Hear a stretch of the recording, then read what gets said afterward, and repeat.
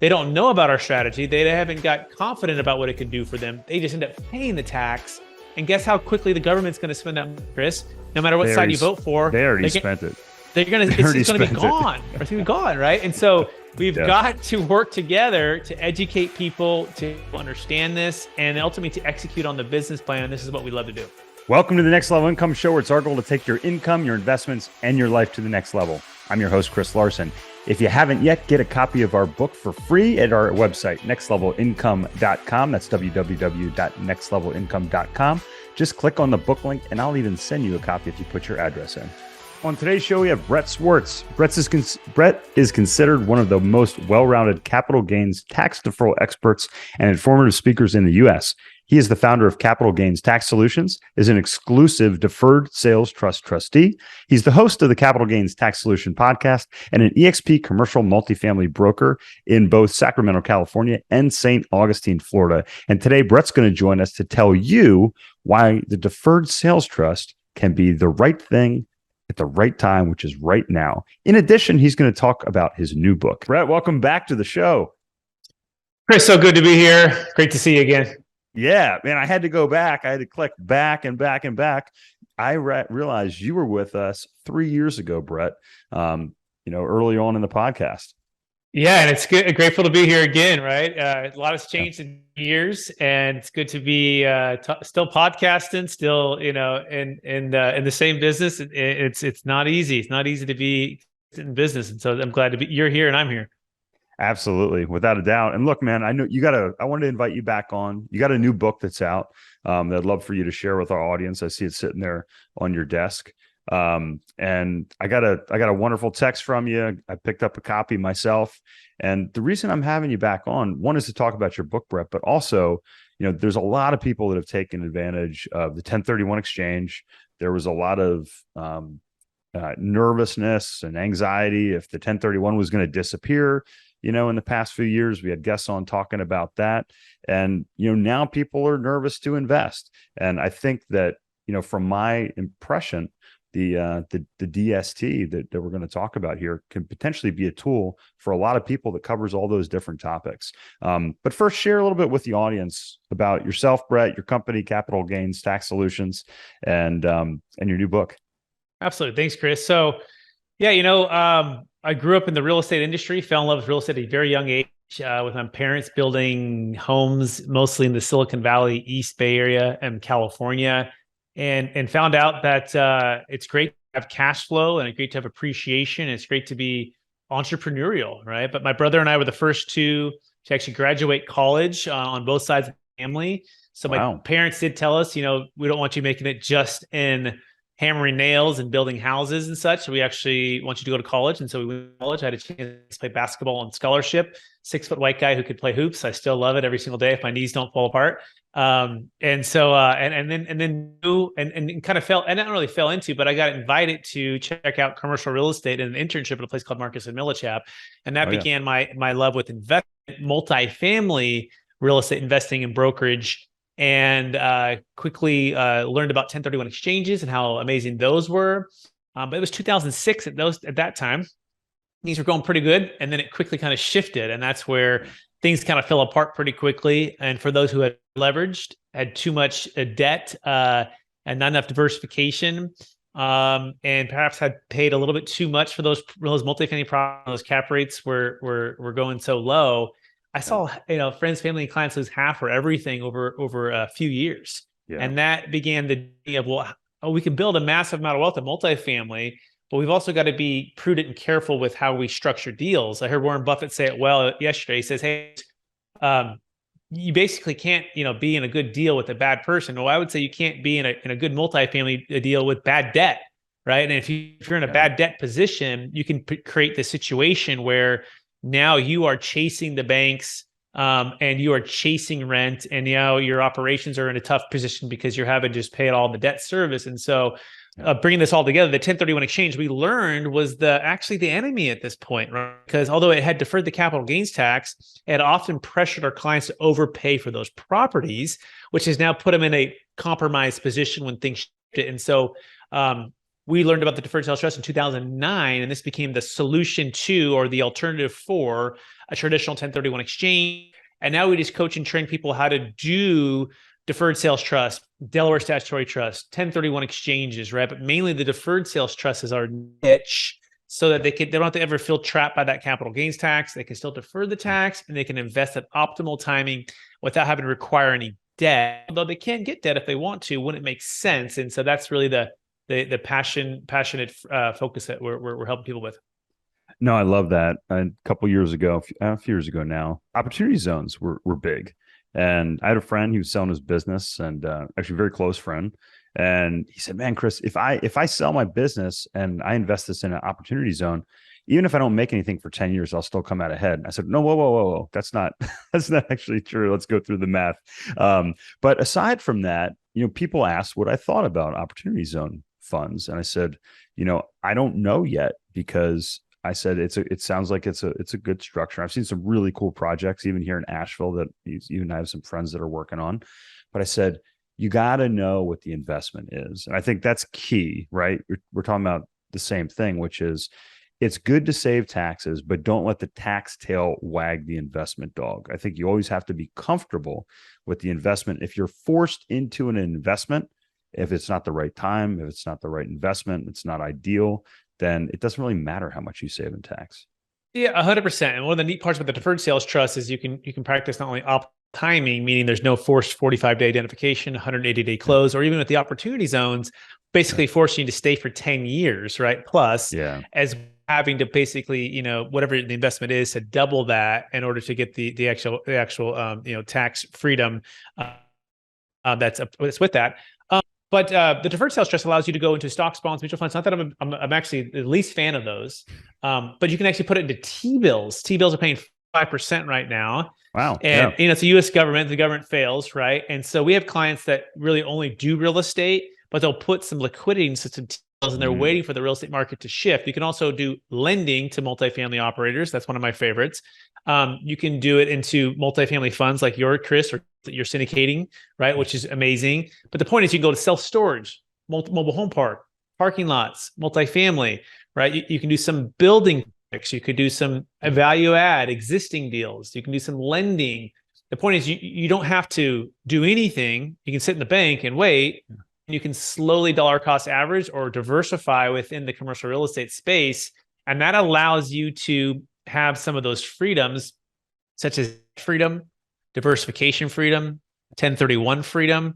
And oh, by the way, on the other side, the way that we structure it, you can joint venture partner with the trust and get a new depreciation schedule, which is part of what we teach, Chris, which is it's not just about cash flow, it's about tax flow, right? You want to be able to use cost segregation or straight line depreciation to offset income that's coming in, so that at the actual level of where you get taxed, it could be potentially zero. And imagine a lot of your deals are like that, Chris, right? So all of these things together, but most people are just so focused on cash flow, they're not looking at the tax flow portion of it. And then the deferred sales trust really opens up that tax flow freedom.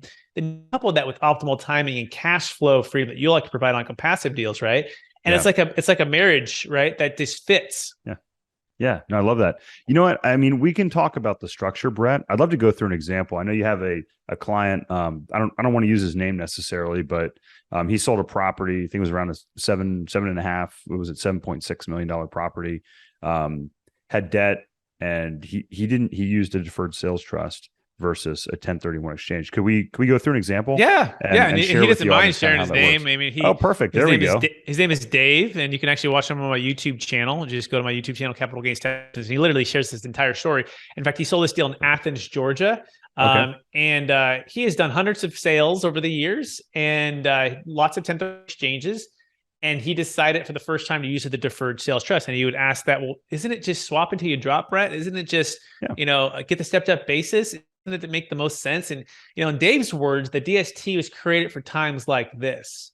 And what do we mean by that? Well, times when you're uncertain about the market, real estate or stock market, uncertain about debt, uncertain about banks, uncertain about a lot of different things, where you can now pay off your debt. So he had $4.6 million of debt on the $7.7 million asset.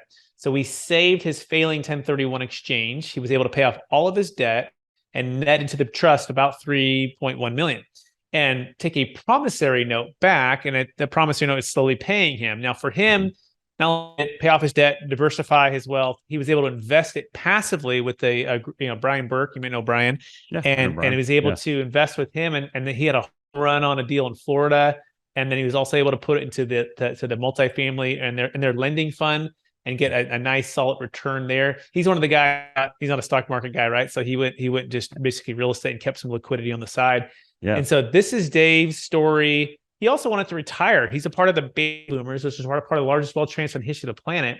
For him, it was created for times like this because guess what? He doesn't need or want to have to go into another deal and get tied up for 3 to 5 years and not have the liquidity or diversification or the ability to spend and enjoy his time and energy.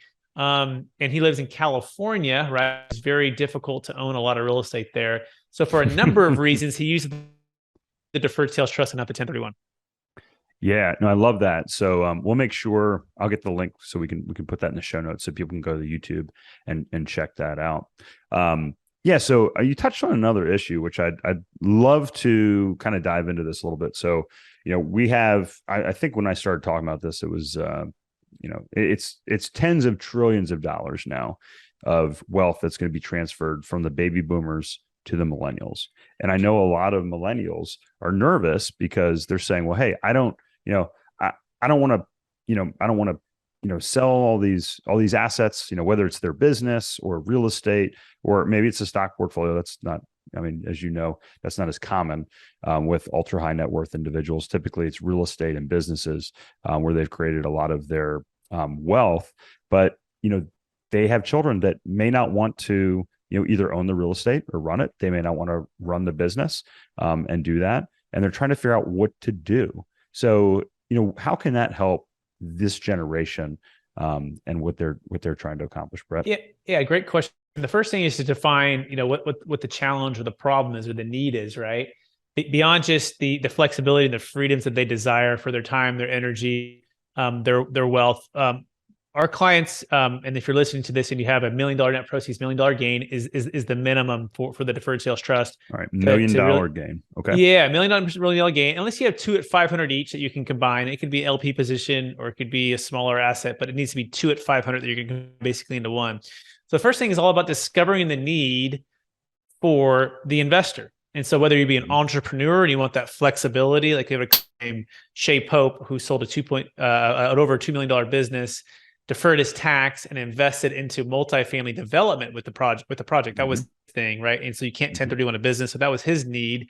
Or it was like Dave, where he's going, I want to exit and I want to defer up to 100% of the capital gains tax. And that gains tax was somewhere between around 40% or so of his gain, right? Wow. Yeah. And so depending on what the need is, you're going to define that tax. Also, the other need for high net worth individuals is the estate tax. And that has to do with 40% debt tax on anything above essentially 24 million married, 12 million single, adjusted for inflation, about 14.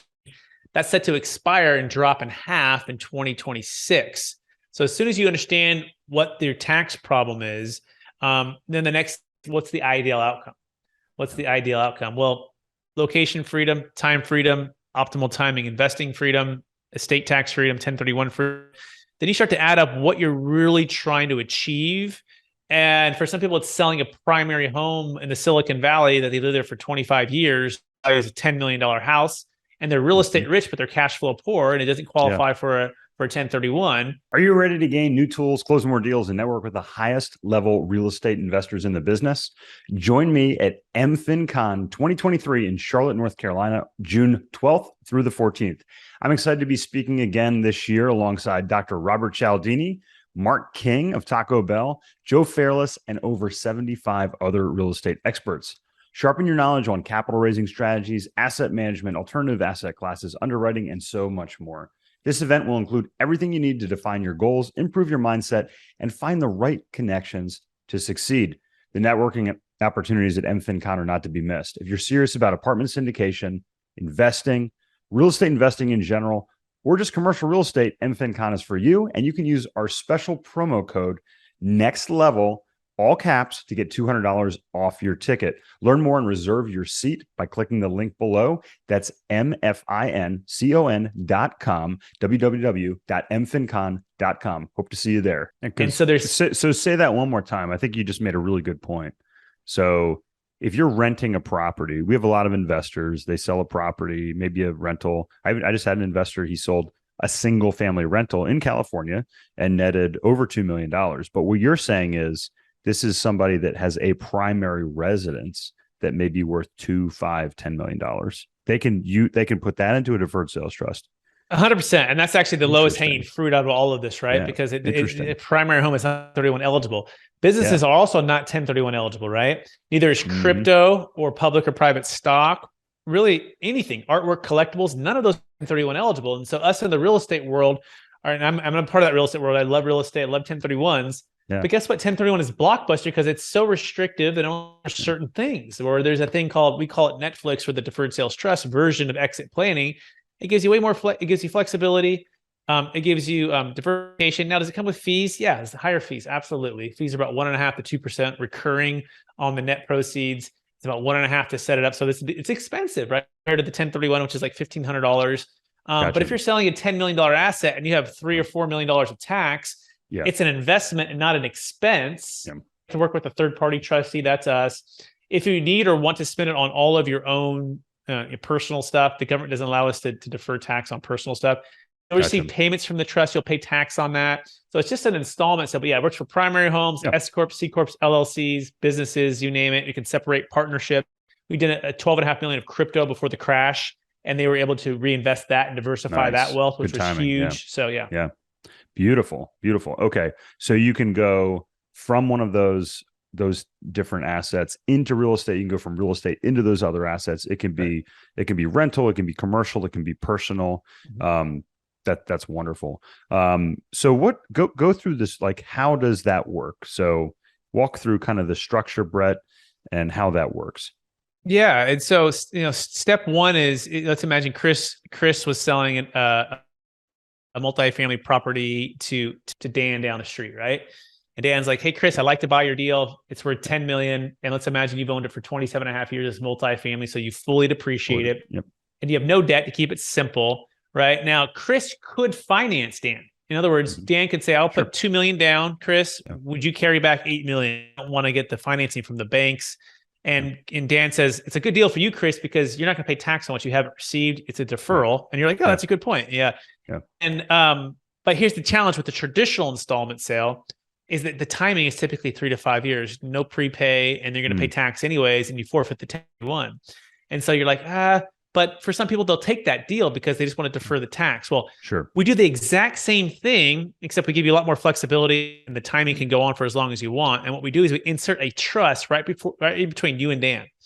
And we tell Dan, you know what, Dan, you seem like a great guy, but you'll get a loan or you pay all cash, but we're not financing you, right? So you just bring the full 10 million, however you're going to bring it.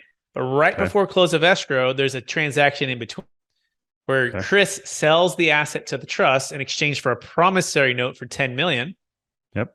And since you haven't received any down payment at close, you pay no tax. You're in a deferral state. You did 100% seller carryback, and immediately that asset is sold from the trust to Dan for 10 million. And so the trust bought and sold for the same price.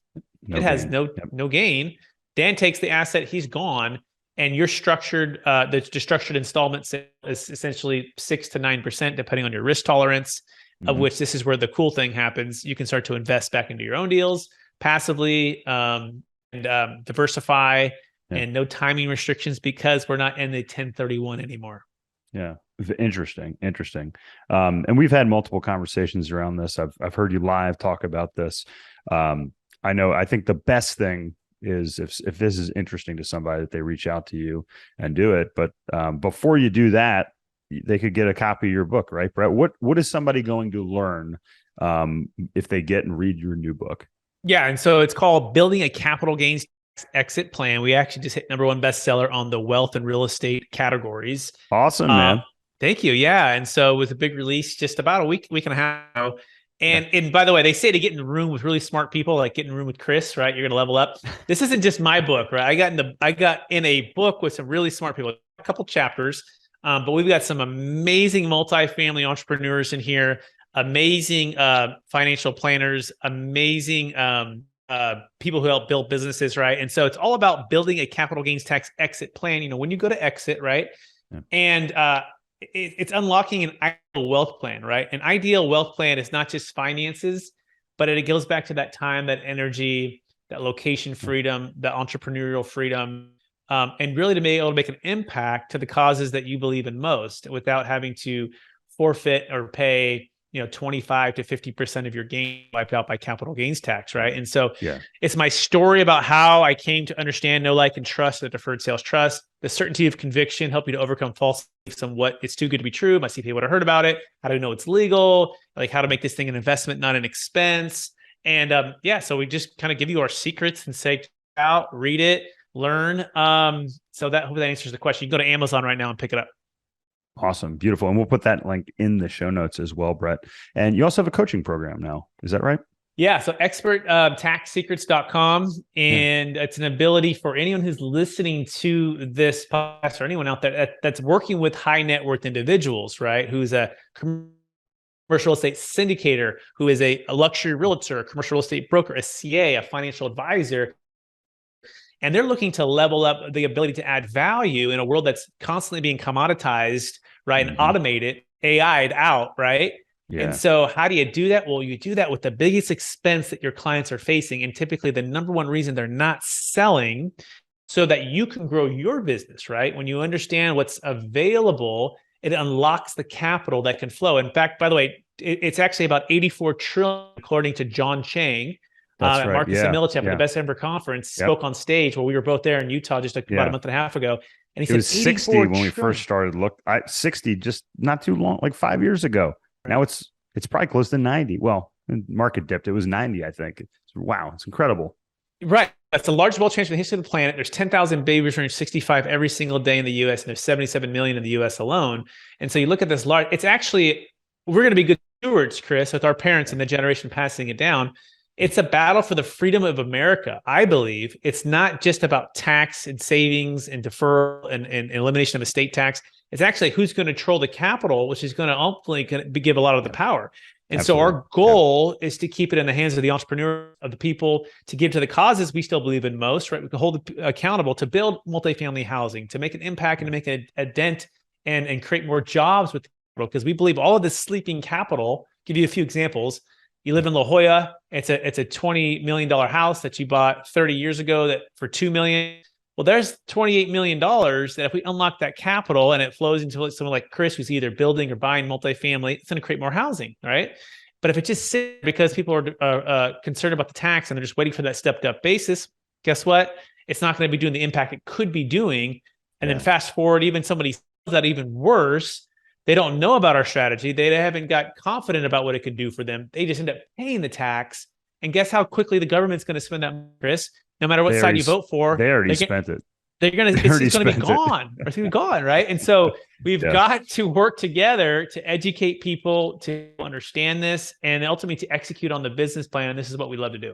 Yeah. No, I think it's fantastic. And look, I believe, I know you believe this too, Brett, that you, if you're listening, are the best steward of your money. Whether you want to use that to invest in an affordable housing project like we're doing in Houston right now, whether you want to donate to one of your favorite causes, whether you want to, set up a trust or something where you can help, your grandchildren, go to college and do different things. Ultimately, we believe that that's the best thing to do. And that's what really drives all this stuff. It truly is what it is, right? And so hopefully you're sensing and feeling and hearing that. And so we're all in this fight together, and it's kind of like a reverse Tea Party if you think about it, right? When the Tea Party first started out, it was like, hey, how do we get freedom and basically representation and the ability to have a voice? Well, if all the money goes to tax or the government, it's going to be tough, right? It's kind of a reverse Tea Party. So we're in the battle, but it's tough. It's tough with what's happening, but we do believe the DST is foundational for a lot of these things. By the way, you can still give charity, but you don't have to give to charity, right? We can also combine it with different strategies too. Sometimes we're doing a partial 1031, a partial Delaware, and then a partial deferred sales trust. So it's not just one size fits all, but a lot of our clients are opting for it because of the times that we're in right now. Yeah, no, I think it's a fantastic resource, which is why we had you back on, Brett. What is the best way if people want to learn more about this, get a copy of your book, share with the audience what your best way to connect with you is. Yeah, you can go to capitalgainstaxsolutions.com. It's capitalgainstaxsolutions.com. That's the logo there. You can search us on YouTube, Capital Gains Tax Solutions, Instagram, LinkedIn. You can search my name, Brett Swarts, and then of course pick up the book, Building a Capital Gains Tax Exit Plan. We do have Kevin Harrington from Shark Tank. That was one of the really smart people I was talking about, a billionaire entrepreneur, right? Who's in the book, which is pretty cool. And so you can check out the book by going to Amazon. Awesome, man. We'll have all those show links. We'll have all those links in the show notes that we got from you here. And then please check out Brett's website. Pick up a copy of the book if you think this might be a good fit for you. Brett, always great to talk to you, my friend. Thanks, Chris. Pleasure. Hey, Chris here again. I hope you found this episode valuable. Now, I have one more thing to gift you. We have a page for my coaching clients where you can get a free copy of my book, as well as much more from previous guests on the show. Just check out nextlevelincome.com/coaching to get a free copy of my book, audiobook, and much more. I'll send you a copy of my book and cover all the shipping costs as a thank you for listening to the podcast. Also, please like, share, and take just 90 seconds to give us a rating on Apple Podcasts.